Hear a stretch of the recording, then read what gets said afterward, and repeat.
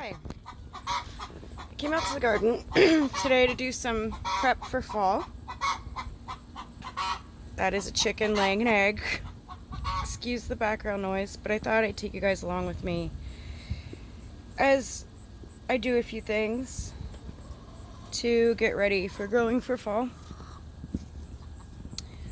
There's this bed. I gotta harvest some of that cabbage, get that out of there.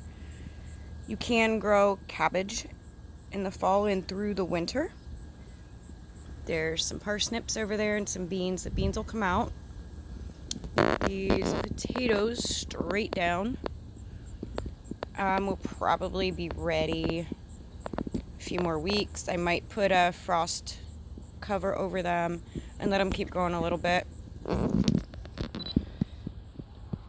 I've got this arch right here that's got a bunch of beans on it. I'm gonna have to pick those. I'll let it keep going until the frost kills it to keep harvesting my beans. I've got some corn back there. This ferny looking thing is asparagus, and I love growing that, and fall is a great time to plant this because you can plant crowns and they will start coming up next year depending on how old of a crown you get. You can get like a 2-year-old crown. You could probably harvest a little bit off of it that first year, but I would leave it until the next year, and you want it to really get established. But then it comes back forever. You have asparagus and you never have to plant it again. You just come out in the spring and harvest it. And I mean, this one's pretty well established. There's about 4 plants there probably. And I've got some parsley growing down in there.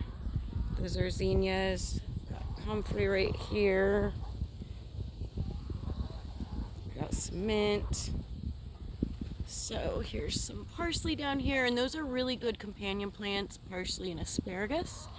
And this parsley, I planted it once and it reseeds itself, and it's an evergreen parsley, a curled moss parsley.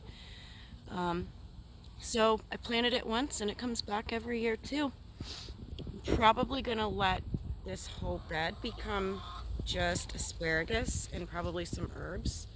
Here's the remnants of my poor cucumber vine. It's about done, but the beans are on there. Got some celery right here. That's pretty cold tolerant too, but I need to harvest a bunch of it. It's been in there a while. There's some peppers in the middle. Here's Malabar spinach. It's a really beautiful plant, but it is something that's provided spinach for our family all through the heat of the summer. The spinach doesn't really like hot weather, so now is the perfect time to be growing spinach and starting spinach for fall. Don't mind all the chickens. I had some volunteer tomato plants come over here, and I just kind of let them grow and produce. So paprika peppers down there. There's one. They're noisy today. So here's some more tomatoes, and there is a trellis of beans. I gotta pick some more of those. But one of the things I'm gonna do for the tomatoes, and this helps if you've got a lot of green tomatoes on here and you want to get them to ripen faster. And there's a lot of good recipes for green tomatoes too, but you can come in here and you defoliate your plants and cut a lot of this green stuff off, and that'll actually help force them to ripen those tomatoes. One of the other things I do if I'm not going to put like a frost cover over is I'll come through and I'll take off any of the flowers at this point because they're not going to make it to a ripe fruit. There's a lot in there. There's a zucchini growing here. And this guy was supposed to go up that trellis, but that didn't work. He decided he was going to go over this way. This is one of the rampicantes I have, and this one is really resistant to the squash vine borer, which I had a ton of issues with this year. Killed a lot of my spaghetti squash. There are some banana plants in pots back there with some beans in it. Mint that grows back every year. There's mint over here. Strawberries. All of this green stuff is strawberries, mint, and lemon balm, and the banana tree in the middle. So these guys are another great thing that you can plant once, and they throw off runners depending on what type you plant, and you will have them forever.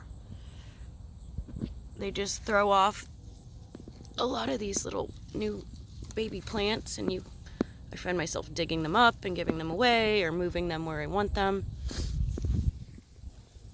I've got to experiment with some corn over here. A lot of experiments going on.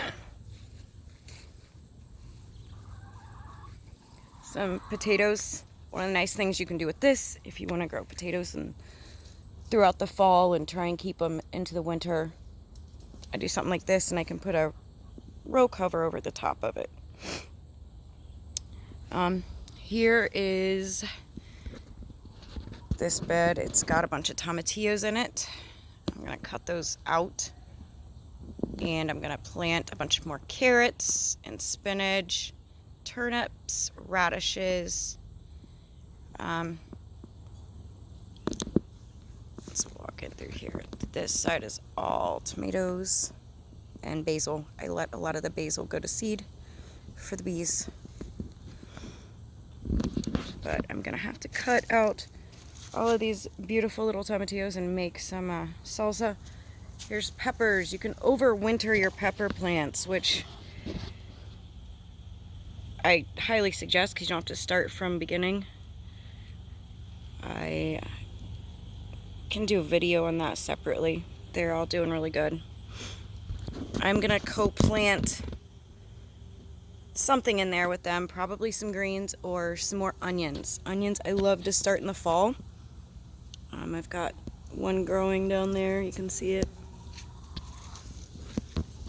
And these guys we need to get to ripen, so I'm gonna come in here and really cut this back. These are the purple tomatoes. Beautiful. So we got a bunch of nasturtiums over here and some collards, and all of these tomatoes I need to cut way, way, way back. Those are cosmos. The bees love those. Now we have some cabbage over here, and that will stay in because that can grow throughout the fall and winter. I'm going to take most of this celery out and cut out this tomatillo so I can get some broccoli back there probably. And these are purple hull peas, so I let them dry on this vine, take them in and hull them. And these nasturtiums I try and plant with the tomatoes because it repels the tomato hornworm. And the nasturtiums are edible, so they look really beautiful if you do a garden veggie pizza or just put on a salad, and they taste like a radish. Here's the grapevine over here on the side of my daughter's playset, and some more volunteer tomatoes in the corner.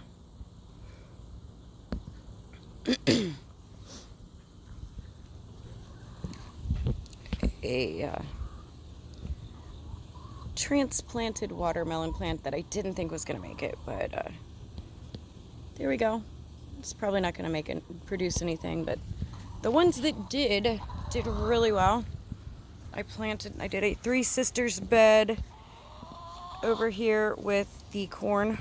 That corn is done, as you can see, but there's a nice big watermelon there. There's another one right here.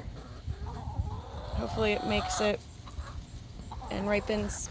So I'm going to cut all this corn down, and I'm going to put broccoli, some brassicas. I already have some mustard greens in there somewhere.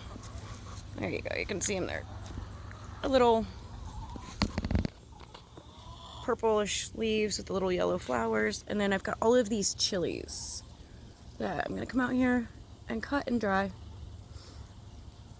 So some corn back there that probably is not getting the water it needs, but we'll see how it does. It's a different variety this year. So over here, I'm really gonna cut back all of this tomato foliage to try and get these guys to ripen. And then I have I think that's a purple sprouting broccoli or maybe a purple cauliflower. But the chickens came through and took some of the leaves down and little caterpillars, so that'll keep going through the fall and hopefully produce a head. There's some kale that can stay in. There's some more tomatillos, those are going to come out. And I'm also starting the brassicas, like the broccoli and the cauliflower, up on the porch so that I can transplant them into these beds as I'm pulling out the corn and the tomatoes and cutting back the tomatoes. I can even really get them started at the base of the tomatoes once I get some more things cut back. And then when more of the cold comes, I'm just gonna cut the tomato off of the ground and then let the brassicas grow. So this bed back here is a compost in place bed. I'm gonna put some more compost in there. Got some comfrey back here and some different things. I think this back area, I'm gonna start a whole bunch of greens. Some perpetual spinach, chard. There's a lot of good things that can grow. There's tatsoi. There's a bok choy. There's a bunch of different winter lettuces that you can grow that will do really great. So I'm going to put those in through here. I did just plant some Chinese chives in here. I don't think they have come up yet, but those you can plant once and they keep coming back. I have chives already, not the garlic, Chinese chives. The other chives I have up here I've had for a couple of years, and they're really easily transplanted and moved around, and they just keep coming back, and then you always have chives and you don't have to go to the store for them, which is awesome. Got another Napa cabbage there. I'll plant some more of those or start some more of those too. There's some blue curled kale. I love this stuff. It has done the best as far as holding up to the bugs, and it'll do great through fall and winter. So you can see it past the pepper plant there. So just some tips and things I'm doing. Got some beets started down here. What the chickens didn't kind of help themselves to, but those are also great to grow through fall.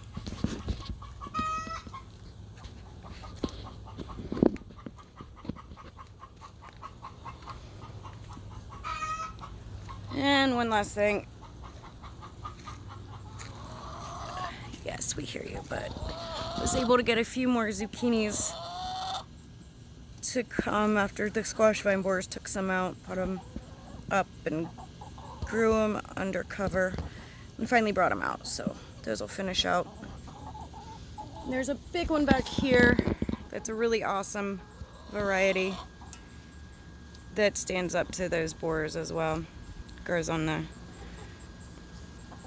trellis, so it can be up out of the way. One of the things I don't like about zucchinis is they take up so much room, but this one I like because I can trellis it up and get it up off the ground so the powdery mildew doesn't get it as much. It's looking kind of rough because we've had some cold nights, but